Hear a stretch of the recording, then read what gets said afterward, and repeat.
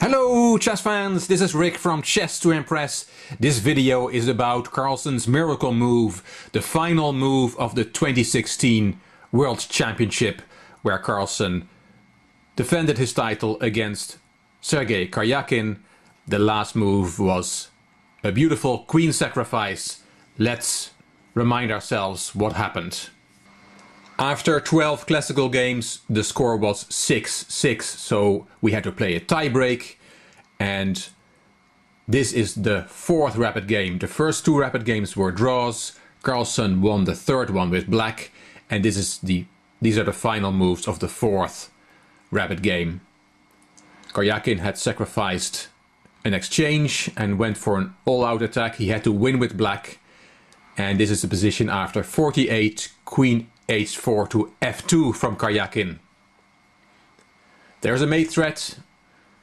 Carlsen could have played rook g1 to cover the g2 square, cover the checkmate, but he thought for a while and he saw a winning combination. He lashed out with rook c8 check. And now Karyakin could have played bishop f8, but then he would be checkmated. I'll quickly show you. Rook takes f8, check. King takes, rook takes f7 check, king e8, rook f8 check, king d7, queen f5 check, king c6, rook c8 check. The king is being chased by the two heavy pieces from white. King b7, queen d7 check, king a6, and finally rook a8 checkmate.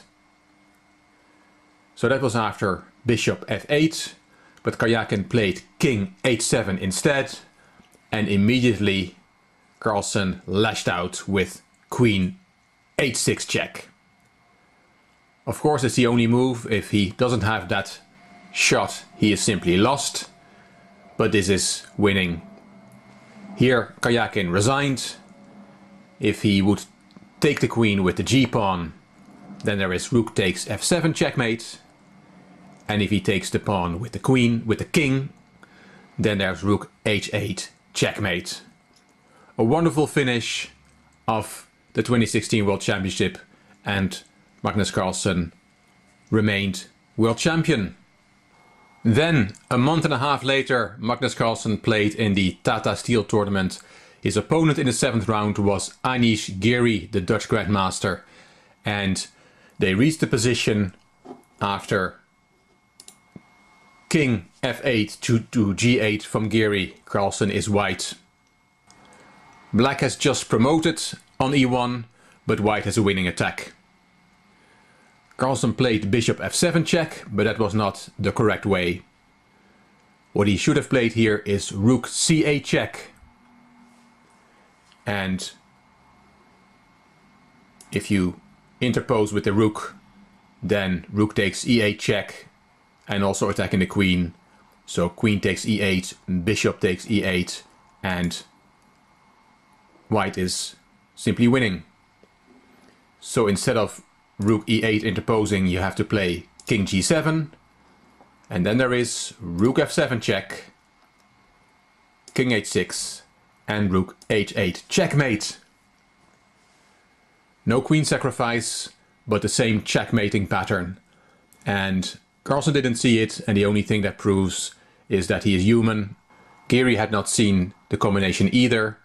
They were shown this after the game. Of course, if you tell Carlsen or Giri or any other Grandmaster that there's a mate in 3 in the position, they would see it within a second. But that is not the same as in the heat of battle seeing that combination. So far, nothing new. I have shown these two games before on my Chess to Impress channel, but the funny thing is that this combination occurred twice before in Grandmaster games. Maybe more often, but I've only been able to find 2 of them. They were published in the magazine New in Chess, and let me show you those 2 combinations. This position occurred in 1979 in the Soviet Union. White was Nikolai Popov and black was Arkady Novopashin.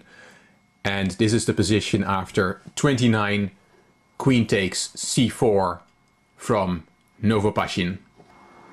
And Popov beautifully finished this game. First he sacrificed a knight, knight g6 check. You have to take the knight, you cannot go to g8 with the king because of rook takes f8 checkmate. So you have to take the knight, h takes g6, then rook takes f8 check, king h7, and here comes the Carlsen move. 37 years before Carlsen played it himself. He wasn't even born when this game was played. Yes, queen h6 check, and Novopashin resigned. Because if you take the queen, let's say with the pawn, then there is rook takes b7 check, and all you can do is put all your pieces on the 7th rank. Bishop d7, rook takes, knight e7, rook takes, queen f7, rook takes checkmate.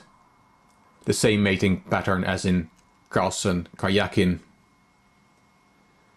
And if you take with the king on h6, then there is rook h8 checkmate.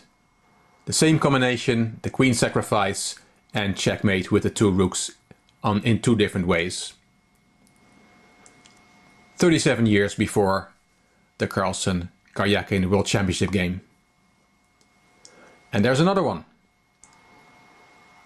This is a position from a game between Alexei Vismanavin, white, and Vladimir Tukmakov, black. Also played in the Soviet Union, but this time it was in 1986, 30 years before the Carlsen Karjakin game. This is the position after queen c4 to d4 from black. White is 3 pawns down, and if he doesn't do anything he will lose automatically, so he goes desperately in for an attack. He plays queen e2, giving up the rook on c3. Tukmakov took that rook, and there comes the attack. Queen takes e7 check, king g8, and rook e6. Looks scary for black, but Tukmakov had seen everything, and here comes the combination that we've seen before. Rook d1 check, king h2, and queen h3 check. And Alexei Vismanavin resigned. The variations are the same. If you take with the pawn on h3, then there is rook takes f2 checkmate. And if instead you take with the king, then rook h1 is checkmate. Again, the same combination. Let's go back one more time to the Carlsen Karjakin game. As I said, I got these two other games from the magazine New in Chess, and one of the readers points out that this combination is in fact a Chameleon echo, which is a term from the chess problem composition world. What I mean by that is, let's look again at the two checkmates. So the checkmate with rook takes f7 check, you see that both the rook and the king are on light squares, while the other checkmate with the king on h6 and the rook on h8, both rook and king are on dark squares, and that is what is called the Chameleon echo team, showing both the light squares and the dark squares in the same solution. So all in all, a wonderful combination in many ways. Hope you enjoyed this video. If you did, please give the video a thumbs up. Please subscribe to the Chess to Impress channel, and I'm looking forward to reading and replying to your comments.